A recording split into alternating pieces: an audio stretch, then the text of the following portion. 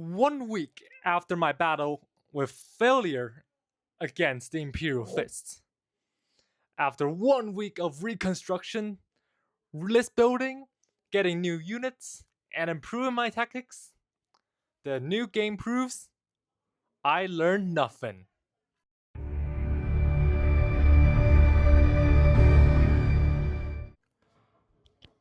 Alright, welcome, my dear viewers, to the second battle report of Tau Outcasts. Now, this time, I have learned from my mistakes. I have reconstructed my list based on what happened last time. Last time, my list lacked quality firepower. I also have not a lot of anti-tank solutions. My crisis team was only attached to Farsight, and my co-star commander was weak without a crisis team support. And I was not able to utilize stratagems that cost command points, or using the marker liability as well as I expected. So this time, after reading the rules better and getting a better grip of the game, I have built a list of 1,000 points ready for the next matchup. This time, I have two crisis teams, one in plasma rifles, full plasma, 6 plasma rifle in total, and one with full fusion blasters, 6 fusion blasters in total. Now the plasma rifle is attached to Farsight because Farsight also have plasma, so it's an anti-infantry, anti-elite killer. And fusion are tied to a co-star commander. The co-star commander has two fusion and one ion with the shield generator to give it a 4+ invulnerable save. Also, because of the properties of the co-star commander, everything my unit will have movement of 12 inches, which is better than 10 inches. Improvement, since you're considering that if you're using the fly keyword, you'll minus 2 inches from your movement. So basically, if I add the co-star commander, then the fly will not actually affect my 10 inch of movement for my crisis suits. This time I used the retaliation cadre for my detachment, so I could spend about 15 points on my co-star commander with the internal grenade racks. However, I want to mention to GW that why did you change the retaliation cadre to 3 DP now? Now I can't even feel that in 1,000 points. You're forcing me to run crude hunting packs or Charon. I cannot run Monka, I cannot run retaliation cadre. You want me to stay defensive or like normal other roles instead of offensive. Wow. Yeah, real nice GW. Real nice. I don't know who's gonna play retaliation cadre right now. But maybe if you want to play it, sure, like tell me in the comments. I didn't see much retaliation cadre players these days. Alright, back to the story. I was getting a bit off track. So this time I also bought a piranha, because piranhas, they have movement 14, fly ability, scout 7 inches, and they can be armed with 1 fusion blaster and 2 seeker missile. Now, it's an excellent model. I have to thank GW for that. It's an excellent model. But GW, look at me in the eyes. Tell me, where the F is my seeker missiles? In the codex, you said I could have 2 seeker missiles. In the instructions, you said I could have 2 seeker missiles. And in the army builder, I can have maximum of 2 seeker missile. Where is my seeker missile? The whole damn kit, there's not a single mention of a seeker missile. There's not even like a hinge point where we could even attach the seeker missile. So where is the seeker missile? Like, I know that on a devilfish, there's only 1 seeker missile, which is already a big letdown. But where is the seeker missile on a piranha? Just at least give me 1 seeker missile. Like the piranha's pretty useless without a seeker missile. It's just a very fast single fusion blaster, which is gonna miss. So yeah, like, I see no point in carrying a piranha if you don't have seeker missiles.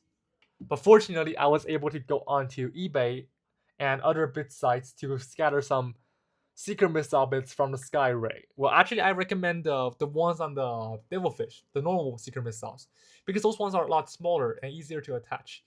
But those ones only come once per model. But if you buy Skyray slash Hammerhead, you're gonna be left with 6 Secret Missiles. So it's pretty good if you're not building a Skyray.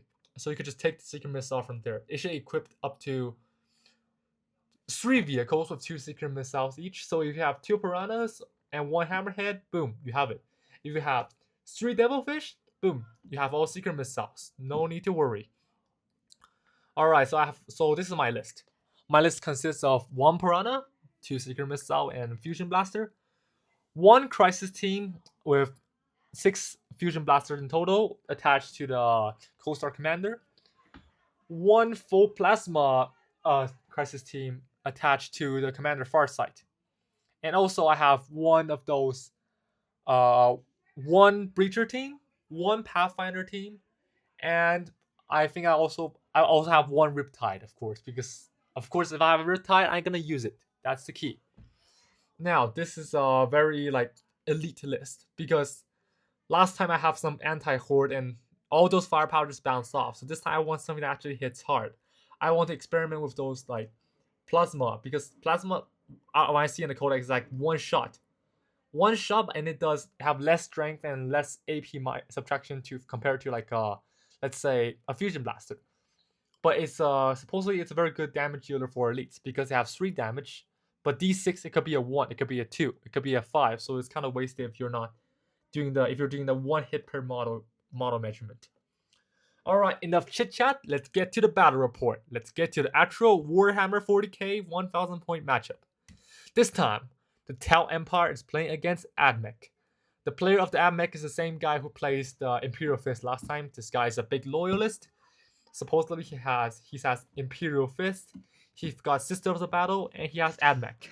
So AdMech is his newest army and his best painted army because just look at the details, man. Just look at the details on AdMech. One of the hardest armies to paint in Warhammer. One of the hardest armies to paint. Not the maybe even the hardest army to paint. If you want to paint them to like box art scale.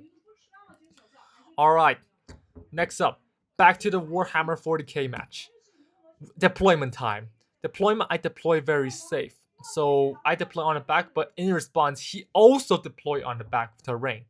Basically what happened is he put all his walkers, his characters, his infantry teams, and his chicken-legged walkers behind terrain cover. So I can't really shoot him in the first round. He also have this very repair guy who can repair vehicles. And he also have this famous AdMech character whose name I can't remember, who is supposed to be very powerful. Yeah, very powerful and gives buff to his whole army. On the other hand, I also deployed kind of safe. I also deploy behind terrain, except for my Piranha, because Piranha has scout ability. So if I go second, I could just tuck him away in terrain. And turn 1, I roll to get first. Good, I get to go first. But unfortunately, he's hiding everything behind cover, so I can't really get any shooting even if I advance forward. And because all his big guns are like in the center, I can't really go to the middle objective, because if I go to the middle objectives, it'll be relatively easy for him to just launch an infantry team or launch a big gun to shoot my stuff. So I can't really do that either.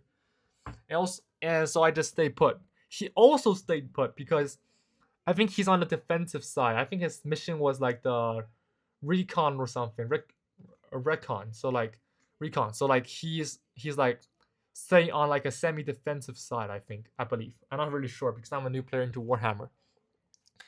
And now, so in the round 1, we basically did nothing. Like literally, we did nothing because he's like waiting for me to advance. I'm waiting for him to advance. But in the end of round 1, he did move his stuff, his like infantry team and his vehicles towards the center objective to steal the objective points, because he see, oh, you're not moving, so I'm gonna move. So round 2, I launched my my Piranha and my Riptide with all his missiles to engage in the center objective. I aimed all my firepower at his very big character, because supposedly the very big character is, well, pretty strong. Unfortunately,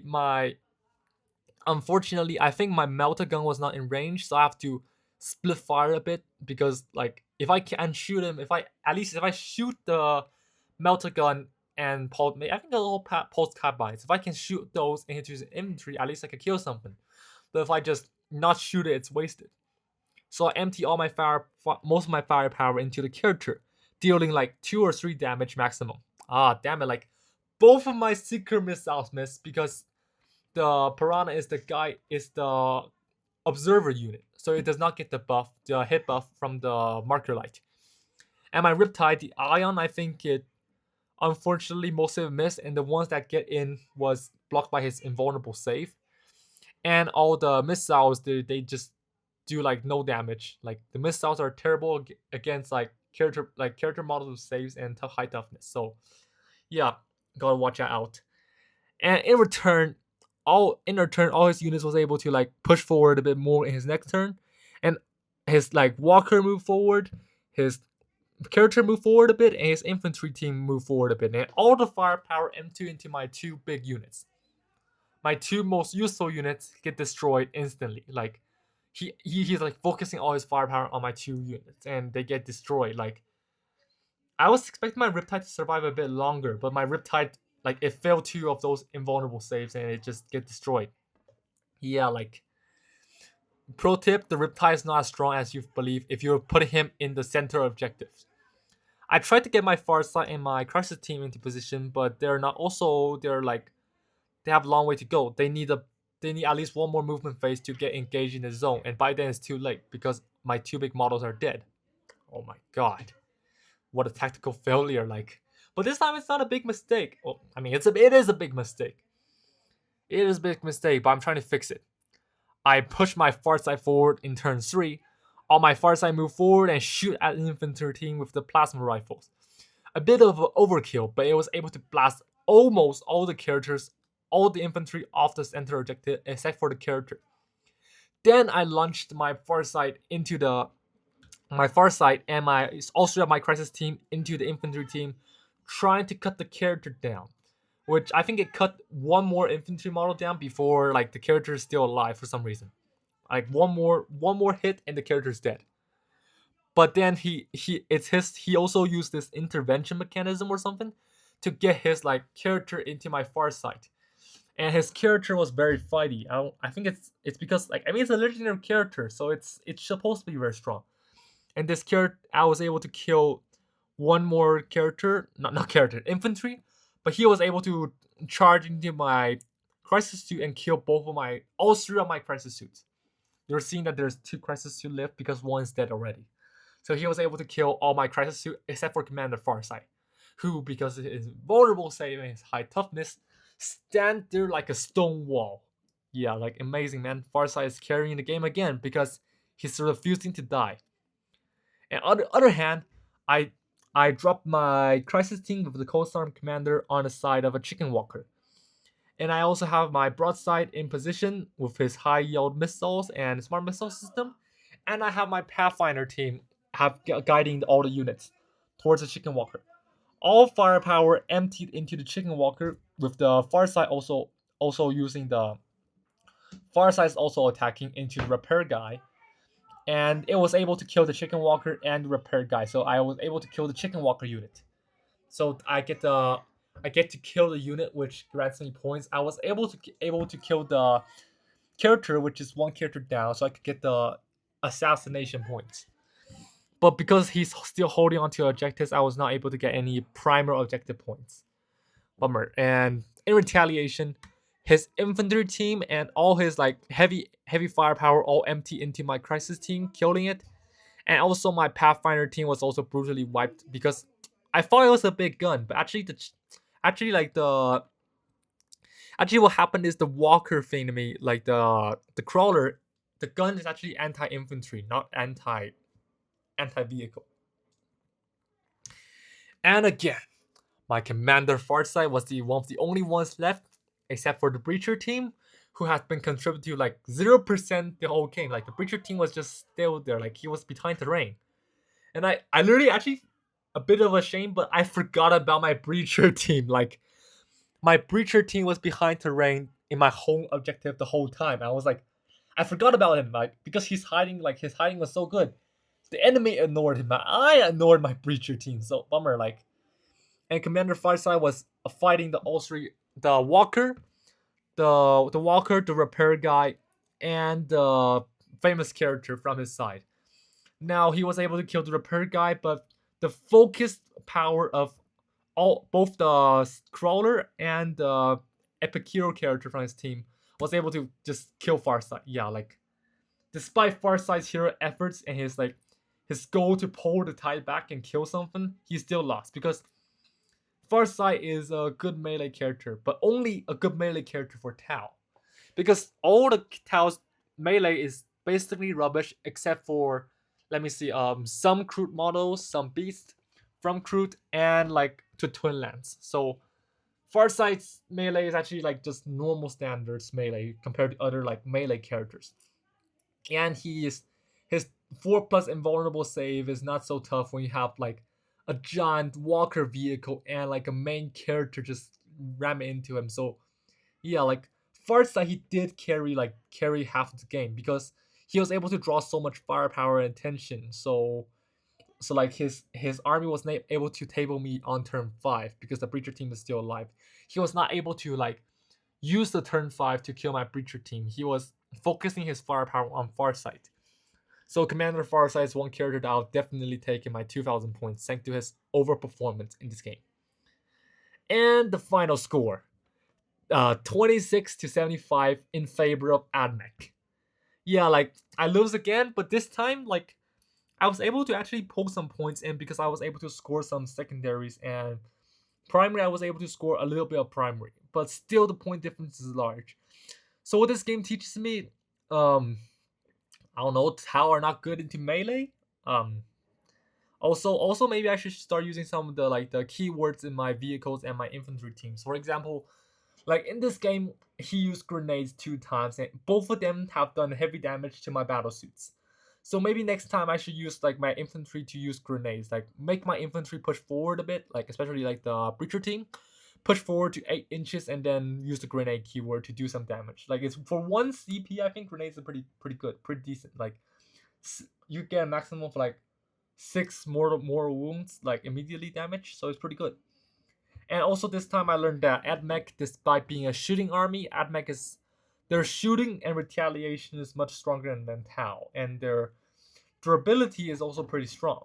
So AdMech is like, based on this game, I believe that AdMech is slightly stronger than standard Space Marine army because like this time AdMech is like not very fluffy list because he got all those characters, he got all those like 4+ invulnerable saves. So I believe heavy firepower for the Tau is pretty important. Like this time, my only really heavy firepower is the melter guns, the fusion blasters.